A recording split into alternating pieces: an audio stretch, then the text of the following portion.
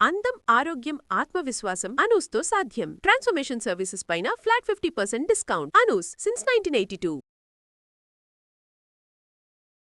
బోల్డ్ అని కూరలు వండుకుంటామండి, రకరకాలు. అప్పుడప్పుడు స్పెషల్ కూరలు వండుతాం.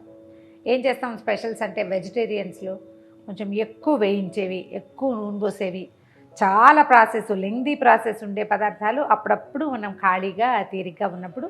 అంతేకాదండి, ఆ కూరకి కావాల్సిన స్పెషల్ ఐటమ్ ఫ్రెష్గా దొరికితే కాకరకాయలు. ఇవి చిన్నవి, పొట్టివి, ఇలా ఇంత బుజ్జి బుజ్జి సైజులో కనపడితే కనుక మంచి ఉత్సాహం వస్తుంది. కాకపోతే దీనికి కొంచెం టైం కావాలి కాబట్టి కాస్త మనకు టైం ఉందో లేదో చూసుకుని చిన్న చిన్న కాకరకాయలు తెచ్చుకుని వీటిని ఉడికిచ్చి పిండేసి కారం వేయించుకుని ఇందులో పెట్టి వీటిని వేయిస్తే ఎక్సలెంట్గా ఉంటుందండి. ఎంత బాగుంటుందో. ఉల్లిపాయలతో చేయొచ్చు, ఉల్లిపాయలు లేకుండానూ చేయొచ్చు. ఉల్లి చాయిస్ ఉన్నవాళ్ళు వేసేసుకోండి, చాయిస్ లేని వాళ్ళు నేను చెప్పినట్టు చేసేయండి. చూద్దాం. ముందు కాకరకాయలన్నింటినీ ఇలా చీరేసి లోపల ముదురు గింజలుంటే తీసేద్దాం. లేత గింజలుంటే ఉంచుకోవచ్చు. అంటే కాయ బాగా లేతగా ఉంటే గింజలు తీయక్కర్లా. ముదురుగా ఉంటే మాత్రం అన్ని కాయలకి ఇలా చక్కగా ఓపెన్ చేయటం, లోపల ఉన్న గింజలు తీసేయటం. స్టవ్ వెలిగిద్దాం. ఒక నీళ్ళ పాత్ర పెట్టుకోండి. దీంట్లో మనం కడిగి కట్ చేసి కొంచెం కోత పెట్టి గింజలు తీసేసిన కాకరకాయలు వేసేద్దాం. సుమారుగా ఒక 1/2 కిలో కాకరకాయలు అనుకోండి, కొన్ని అర కేజీకి దగ్గర. అన్నిటికీ ఘాట్లు పెట్టేసాం, గింజలు తీసేసాం. కాస్త పసుపు, తర్వాత మజ్జిగ వేసి ఉడికిచ్చేవాళ్ళం అండి ఇది వరకు. ఇప్పుడు మజ్జిగలు ఎక్కడుంటాయి, మనం వెనదీసిన మజ్జిగలు, పుల్ల మజ్జిగలు కొంచెం తక్కువే. అందుకని ఏం చేస్తానంటే నేను ఒక చింతపండు, ఒక చిన్న ఉసిరికాయ ఇంత చింతపండు వేస్తాను. అదేం ఉపయోగపడదు, కాస్త చేదు విరుస్తుందని అంటారు. దీన్ని దాన్ని ఉడకనిద్దాం. మూత పెట్టి మీడియం సెగ మీద వీటిని ఉడకనిద్దాం. ఇది కనుక మనం మార్నింగ్ పొద్దునపూటే 9 గంటలకే చేసేసి పెట్టుకుంటే కాయలు చల్లారిపోతాయి. కారం, వేయించిన కారం మన దగ్గర రెడీగా ఉంటే కాయల్లో పెట్టేసేయటం, చక్కగా వేయించేసుకోవటం. కూర కారం చేసుకుందాం. ఇందులో కావాల్సిన కారాన్ని తయారు చేసుకుందాము. దీనికి జనరల్గా అన్ని కూర కారాలకి చేసినట్టుగానే కొన్ని పదార్థాలు పెంచుతాము, కొన్ని తగ్గిస్తాము. ఒకవేళ ఉల్లిపాయలు కావాలంటే వేసుకోవచ్చు, లేకపోతే లేదు. ఏ టైంలో ఉల్లిపాయలు యాడ్ చేయాలో చెప్తాను. కొంచెం నూనె, 1 స్పూన్ నూనె వేద్దాము. ఆల్రెడీ కాకరకాయలు చాలా చేదుగా ఉంటాయి, కొంత చేదు తగ్గుతుంది. కానీ ఇంకా మెంతులు ఎందుకని నేను మెంతులు వేయట్లేదు. దీనికి ఏం చేయాలంటే ఒక 1/2 కప్పు పల్లీలు, తర్వాత కొంచెమే శనగపప్పు, ఎందుకంటే పల్లీలు ఉన్నప్పుడు ఎక్కువ శనగపప్పు అవసరం లేదు. తర్వాత ఒక 1/2 కప్పు, 2 పెద్ద స్పూన్లు అనుకోండి మినపప్పు, తర్వాత ఒక 3/4 కప్పు ధనియాలు, 1 స్పూను జీలకర్ర. వీటన్నిటిని నూనెలో వేయించేసేయండి. ఇందులో శనగపప్పు మన ఛాయిస్ కాకపోతే మానేయచ్చు, లేదా పల్లీలే మన ఛాయిస్ కాకపోతే పల్లీలు మానేసి శనగపప్పు ఎక్కువ వేసుకుంటే సరిపోతుంది. కొంచెం మీడియం ఫ్లేమ్లో ఉంచి ఎర్రబడేదాకా వేయించి అప్పుడు చివరికి ఎండుమిర్చి కనుక వేస్తే మనకి కలర్ బాగా వస్తుంది, ఎర్రగా ఉంటుందన్నమాట. పప్పులు వేగిపోయాక ఎండుమిర్చి చివరికి వేసుకుందాము. అప్పుడు మనకి మిర్చి నల్లబడిపోకుండా ఉంటుంది.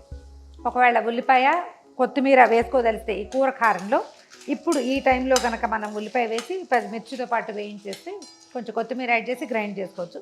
నేను అది వేయట్లా, ఇలాగే చేస్తాను నేను. మిరపకాయలు కొంచెం పొట్టలు ఊపగానే ఆపేసేయటమే. 1 ఫైనల్ టచ్ ఏంటంటే ఈ కాయలకి సరిపడా మనం కొంచెం చింతపండు యాడ్ చేసుకోవాలి. ఇది ఒక చిన్న విసిరికాయ అంతా కొంచెం ఏసలు తీసేసి ఇలా కొంచెం పల్చగా చీలికల్లాగా చేసి వేస్తే చక్కగా వేగిపోతుంది, పొడిలో ఈవెన్గా కలిసిపోతుంది. స్టవ్ ఆపేసేద్దాం. వేగిపోయింది. దీన్ని చల్లార్చాక గ్రైండ్ చేసేసుకోండి. పొడి సిద్ధంగా చేసుకుంటే కాయల్లో పెట్టి వేయించేసుకోవచ్చు. కాకరకాయలు దాదాపుగా ఉడికిపోయినాయి. చాలా ఇంకా ఎక్కువ ఉడికితే ఇదంతా పేస్ట్గా అయిపోతుంది. అలా అవనివ్వకూడదు. మనకి కాయ ఇట్లా కలర్ మారాలి, కొంచెం ఇది అట్లా గీత పడేలాగా ఉండాలి. చాలు, తీసేద్దాము. వీటిని ఏం చేయాలంటే నీళ్లు ఉంచేసి కాయలను కొంచెం చల్లారనిస్తే సరిపోతుంది. మనం వేయించిన పప్పులు, ధనియాలు గ్రైండ్ చేసేసామంటే సరిపడా ఉప్పు కలిపి పక్కన పెట్టుకోవటం. ఒక మూకుడు పెడదాం. ఇది కొంచెం వెడల్పాటిది పెడితే షాలో ఫ్రై లాగా చేసుకోవచ్చు. ఇది వేడెక్కి కాస్త ఇందులో నూనె పోసి ఇది కొంచెం వేడెక్కే లోపల మనం కాయల్లో కారాన్ని పెట్టేద్దాం. ఈ కూరకి నూనె కొంచెం ఎక్కువే పడుతుందండి, నిర్మోహమాటంగా వేసేయాలి. కాయల్లో తడి లేకుండా కొంచెం పిండేస్తే వీటిని అలాగా బాగుంటుంది. మేమేం చేసేవాళ్ళం అంటే వీటికి ఒక దారం చుట్టేవాళ్ళం.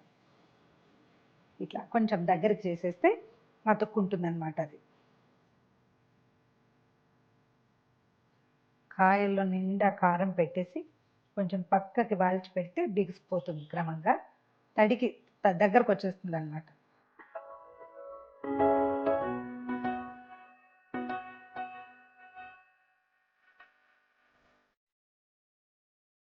ఈ పొడి కనుక రెడీ చేసి పెట్టుకుంటే మనం అన్ని రకాల కూరల్లోకి వేసేసుకోవచ్చు. ఒకవేళ మనకి ఇంతంత చిన్న చిన్నవి కాకుండా కాకరకాయలు పెద్దవిగా ఉన్నాయి అనిపించింది అనుకోండి, ఇలాగే ఉడికిచ్చేసి పెద్ద పెద్ద ముక్కలు చేసి షాలో ఫ్రై చేసుకోవటము, అందులో పొడి చల్లేసుకోవటము.